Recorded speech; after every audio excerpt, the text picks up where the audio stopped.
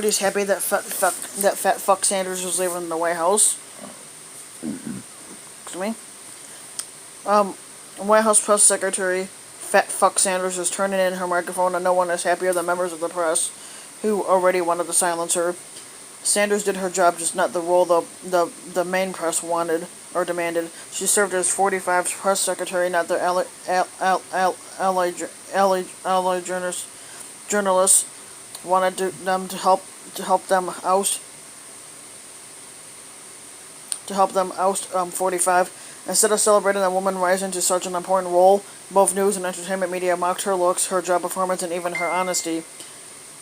The divide was stark. Conservatives sang her praises as she announced her exit, but main people in the media slammed her. Routers mocked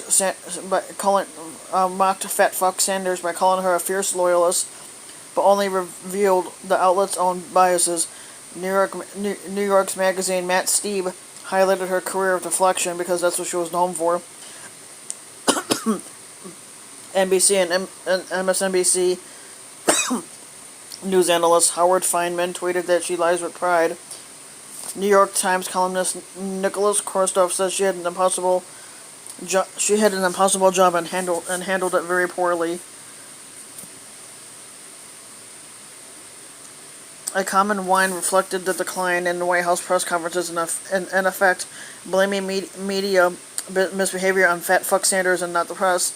CNN editor-at-large Chris Cillizza declared Fat Fuck Sanders fundamentally changed her job of White House press secretary during her 23 months in the role, and not for the better. In the Washington Post headlined a media criticism column with a quote from left-wing actor Alec Baldwin calling Fat Fuck Sanders a mouthpiece for fascism. The press war against Fat Fuck Sanders won't end soon. Journalist Laura Bassett took the vindictive route. I don't know who needs to hear this, but you do not need to hire Fat Fuck Sanders as a cable news commentator or politics editor, she wrote. The far-left advocacy group Public Citizen embraced a similar strategy. Cable news networks. Repeat after me, I will not hire Fat Fuck Sanders. They repeated the second piece 8 times. A la Bart Simpson. I don't know who the fuck that is. This form of total media war will be news to Fat Fuck Sanders. Daily Beast and GQ magazine culture writer Ira Madison III began her tenure blasting Fat Fuck Sanders on Twitter, calling her a butch queen first time in drags at the ball.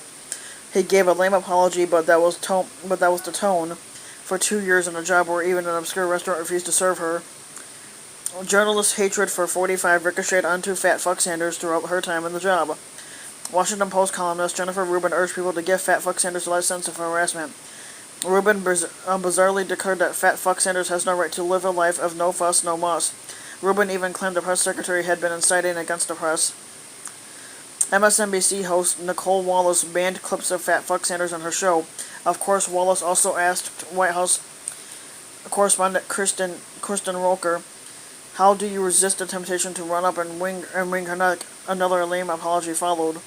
Comedian Michelle Wolf went too far, joking about Fat Fuck Sanders during the White House Correspondents' Dinner. Wolf made fun of how Fat Fuck Sanders looked and called her a liar, which ended, at least for now.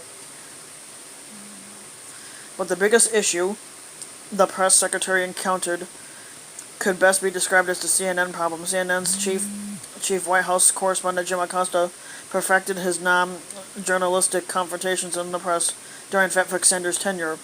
The network liked it so much that it hired mini Acostas, April Ryan and Brian Kareem. The press room goal became a scene in the front of the ever-present news cameras. Acosta confronted anyone who took the podium, but especially Fat Fuck Sanders. He grew upset that 45 called some in the media enemies of the people and declared the working press are not the enemy of the people, wanting Fat Fuck Sanders to agree. All that led to having Acosta's credentials pulled and then restored. The fight was far from over. Only 2 months ago, Ryan called for Fat Fuck Sanders to be removed. She should be fired, and end of story. Now Fat Fuck Sanders gets to walk away, and someone new is thrown into the media meat grinder. No matter who is chosen, they will have a hard time doing a better job fending off the anti-45 press than Fat Fuck Sanders did. Either way, the press will hate her replacement almost immediately.